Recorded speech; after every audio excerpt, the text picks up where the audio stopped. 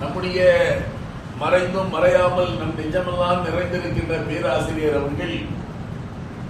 தன்னை அறிமுகப்படுத்திக் கொள்ளுகின்ற பொழுது அவர் எப்படி அறிமுகப்படுத்திக் கொண்டார் என்று சொன்னால், முதலில் நான் ஒரு மனிதன், இரண்டாவது நான் அன்பழகன்,